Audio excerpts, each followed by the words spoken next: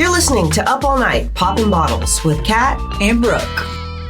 Hi, you are listening to Up All Night, Popping Bottles. This is Kat. And this is Brooke. And today we are going to talk about some heavy shit.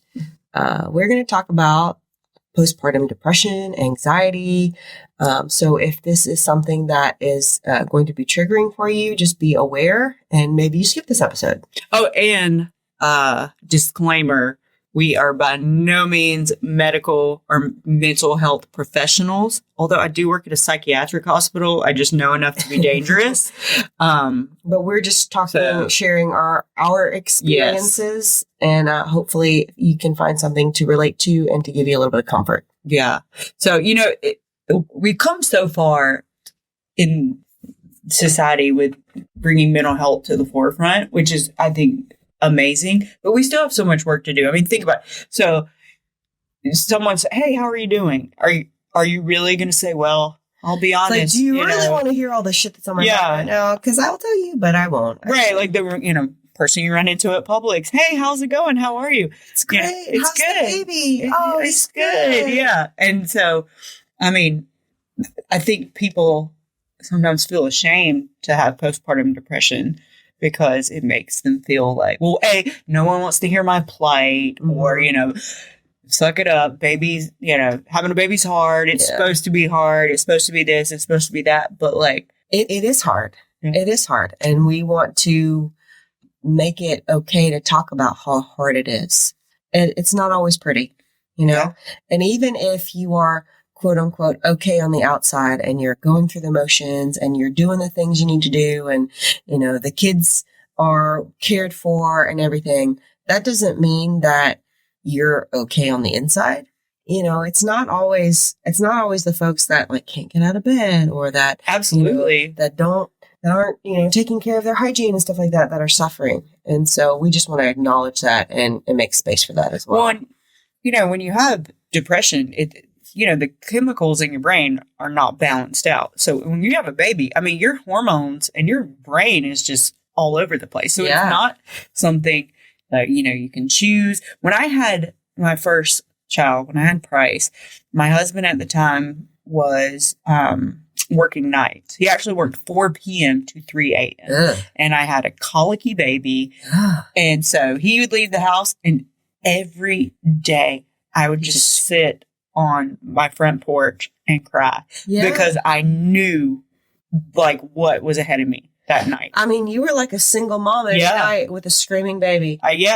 I'll be honest, I was miserable. Yeah. It was hard to bond with Price because he was screaming all the time. Yeah. But I was absolutely miserable. And I thought, if this is what motherhood is like, do not sign me up for take this baby one back. More. I want a refund. And then but I just kind of figured, honestly, I thought, well, this is just, I'd heard people say, oh, you get really emotional and things like that. But it wasn't until I had Delaney when I actually realized, okay, what I experienced the first time was not normal. Okay, so you didn't go and you weren't diagnosed or get treated? No, I just kind of, you don't know what you don't know. Right. And I just thought, well, this is, I guess, and as eventually, I started feeling better, especially after he started sleeping.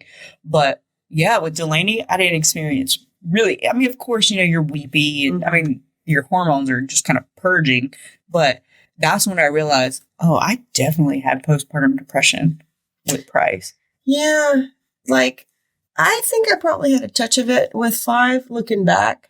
And part of it, I think, is not just the whole adjusting to being a mom and how hard it is. And that it's that redefinition of who you are. Cause now I'm no longer Kat. I'm 5's mommy. Right. Right. And that loss of sense of self was particularly acute for me. And, I kind of hate it because I feel like I still finally got her groove back and then I got knocked up again. It's terrible. But it took me a good 2 to 3 years, I think, to really kind of shake that funk and fog off where all you are is somebody to service another human. Now, that sounds really terrible and Leia slave-like. And I don't mean it like that. but I kind of do because like you feel their world, you're just living in. Yeah, I exist mercy. to serve to make sure that you survive, that your diaper gets changed, that your bottle gets filled, that you don't run out into the street, that you get to your lessons or whatever it is that it is. And like even for, redefining that role to my spouse, because God bless him, my husband thinks I'm the hottest thing since sliced bread, no matter what. And thank God for that, because I don't feel that way ever. Right. Ever. That postpartum period when your body's all soft and doughy and like you're still bleeding in weird places. Pregnant. And it's not, and it's for months. It goes on for months.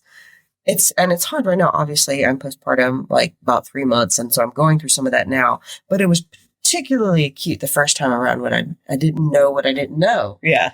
And I didn't know what to expect. And nobody tells you, yeah, girl, your sense of self is going to be shit. And you're going to feel like, slime. Right.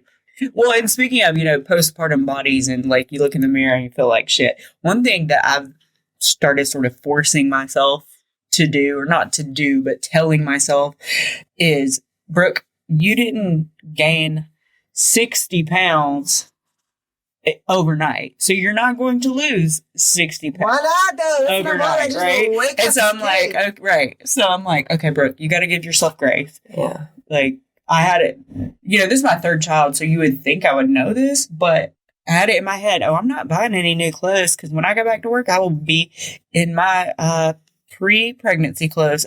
Yeah, right. Yeah, no. And then I'm like, I just want my maternity clothes to fit. I mean, all mine were like, yoga pants and dresses. But I've had to start giving myself grace. Like, you'll get it all, but all you're going to do is this going to be this self-defeating mentality if you keep expecting it to be off by the end of the day. Why do we do that to ourselves? Because I do it too. Like, and I know better. Like, I know better. I know the kind of work it takes to, to get into shape and to, to feel fit and whole and everything. Mm-hmm. And I had a very active pregnancy. I taught. Oh, yeah. Like, you were a beast. Up until the week before I delivered, like very active. And so Kat was teaching body pump classes a week before her delivery, and I was walking with a cane.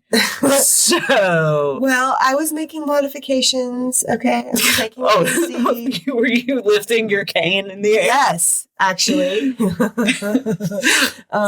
But anyway, just the differences between she and I. But not to belittle your experience, because that sucks when your back hurts and you can't feel like you can't walk or whatever. But like that almost makes it harder because because you worked so hard. Yeah, and I was in such good shape, and then I got pregnant, and I had a very active pregnancy, and so now, like, I expect my body to just be like, boing, okay, here we go, let's just pick it back up, and I know that's not true, but I still want it to be. When you're like, I worked out my entire pregnancy, I'm only supposed to have gained my 30 pounds. Yeah, no, I put on 50 pounds, okay, and most of that came on in the last, 2 months. I mean, for real. And I had a lot of late weight gain with 5, too, but, it's so frustrating, and it just does such terrible things to my self-confidence. Yeah. Oh, yeah. And my sense of self and who I think I am. And sometimes I get in those spirals where I know better. And if the saying goes, you never would talk to anybody else the way you talk to yourself. And I would never say these kinds of things to anybody else. And I'll be the first one to tell, no, girl, it's going to come right back. You're going to bounce back. You're going to be fine. Every workout counts and it's cool. And I just have a hard time believing that for myself. Yeah. Oh, for sure. Well, and then you see, you do see these unicorn women who are only baby belly, gains 20 pounds, pop the baby out, and I swear still have 6-pack abs, and it's oh, don't sit me next to her. And if you are one of those moms, we're just jealous. That's right, because we are incredibly envious. Yeah, that's all it is we're just jealous. So please don't take it as anything other than hate mail on episode 3. We're just jealous. We wish that was us. That's true. But it's but it really is. I feel like it's that much harder because I expected more out of my body. Yeah. Oh yeah. And why? So today I went back to the gym for the first time. Not like I picked up my classes after a month. And so I've been teaching those again and still kind of working my way back to normal. Like I'm not lifting what was my usual weight in body pump, but I'm, getting closer. But today was my first workout for me, right? And so me and a couple of my girlfriends for the last 2 years, we've been getting up at 4:30 in the morning, 5 in the morning to go work out. And, That's terrible. it is terrible, but it's wonderful. Well, that's the thing. When I go back to work, the only time I will be able to go to the gym is the 5 a.m. class. That's exactly right. And I'm already like in my head, like, I know I'm not going to be able to do it, and talking myself out of it. Like, I should just go ahead and cancel. I will be so Society. Yeah. Shout out Society, but I will be so disappointed in myself if I don't do it, because I've got to do something for me. And then it's kind of like that thing where they say like, oh well, if you screw up and eat a bad meal, don't just do better at the next meal or whatever. Not me. I'm like, my whole day's done. Yeah, me too. I'm like, we'll start over tomorrow. And so I don't want to feel like wake up pissed off at myself that I didn't get up and go to the gym, because that just obviously exercise is good for your mental health. I always feel so much better about myself after. Plus, I like to drink wine. And so it's balance. It's called balance. Right. So I exercise to drink and eat. Exercise for me, and it took me until my mid to late 20s to realize that sweating was not a terrible thing to do. But yeah, it's totally more mental health than anything. Because yes, after 2 years of work, I finally was close to having the body that I wanted. They're fucking good enough. But even during, the pregnancy, and it's about clearing my head, and it's about being able to focus on 4 more reps and cussing about how bad my legs hurt. Right. Calling my trainers terrible names in love. But it is totally more mental health than anything. And it's just that being able to focus on something that's not everything. Well, you're talking about kind of losing your identity and things like that. Like, before I had this baby, I actually had abs. I seen the picture. Yeah, you could see them. Yeah. Yeah. And now I have what do they call the C-section shelf? It's a shelf? They call it a shelf? From what I understand, and the shelf does not go away. I know, but that's what it's called. Like the pooch. Yeah, and so now you look back and it's like, I'm never going to be the same again. And we are never going to be the same again. But also in good ways. Yeah. I mean, you look in the mirror. This is me trying to pep talk myself. I know, right? So I don't go down the downward spiral. But so a lot of women do get diagnosed with postpartum depression or postpartum anxiety, but a lot more women don't. Mm-hmm. And so we fall in the don't category. But now, looking back, perspective or hindsight is 2020, we can both see that we likely experienced several, if not all, of the symptoms of postpartum depression. In this pregnancy, I started to wonder if I had a little bit of postpartum anxiety, because like we said at the beginning, I'm a little bit more of the fly-by-night, laid-back kind of girl, and especially the first, month or so, and I'm still in the weeds right now, so don't hear me and think that I'm all recovered or whatever, because I'm not. But especially after that first month, if things weren't prepared and put in the right place, or if things didn't happen in the right order, it would really make me angry. And I was having to stop myself from saying really mean things out loud to people that I really don't want to say mean things to. Just getting irrationally angry that the bottles weren't put back exactly where I put them to prepare them for the next feeding, or just dumb shit like that. And I'm like, is this postpartum anxiety? This exacerbated need for control, because right now I feel like I have no control. Well, anger is always a secondary emotion anyway. Is it? Yeah. Mental health. I mean, I'm not going to I don't want to say always, because there's nothing is always. But basically, it's a fake mental health professional. Right. But it's kind of a secondary emotion. So a lot of times when you're angry, what you're really feeling is hurt, or, you're exhausted, and, so it's not. And so it's well, my spouse should have known how exhausted I am and should have put the bottles up. So, and how dare they're so inconsiderate. They're the shittiest spouse in the world. And it's no, you're you're not really angry at that. You're exhausted or you're hurt because because our feelings lie to us all the time because you feel like your partner doesn't care that you're, and so I think that's a lot of it. Yeah. A lot of it too. It really is just the exhaustion. There is no tired like new baby tired. Man. And who are you telling? Yeah. Yeah. This whole up every 2 hours again when I thought we were making headway. So you totally cursed me, by the way, because you sent me that text saying, I don't know if my baby is like going through regression or what the fuck's going on. Yeah. And so that night, the night after my baby just slept 7 hours, he was up every night. See, it was probably a growth spurt. When they're in their growth spurts, they sleep like long stretches. I don't know, but literally every 2 hours, and he wouldn't just wake up and be like, oh, yeah. He'd wake up going, oh, well, Wit has now learned to roll over, which means I can't swaddle him anymore. So he ends up on his stomach screaming, and I'm just like, please don't die, child. I worked too hard for you. Right. Well, and that's another thing. Going back, to, I really think I'm going to make a 5 a.m. gym class when I've just been up 3 hours before. But I got to get myself out of that self-defeating mentality. And Wit's a month ahead, so he's sleeping a little bit better. But 5 a.m. was my jam. There is no crew like the early bird crew because they want to be there. Yeah, that's true. They are on a mission. They have goals. That's the only time in the day they have because they're parents or they're professionals or whatever. But they want to be there. Whereas the 5:30 in the afternoon crowd, they come schlepping in. They're and they just not all of them. Some of them half-ass their workouts because they're it's their. That would be me. At my 4 p.m. class, I'm like, all the teachers. 50 minutes was good enough. I don't really need the last 10. Stretching's not important. Oh, it's so important. You should do that. You should do that more. I should do that more. My neck hurts right now. In fact. All right. So that is just a little nod to postpartum depression and postpartum anxiety. We see you. We feel you.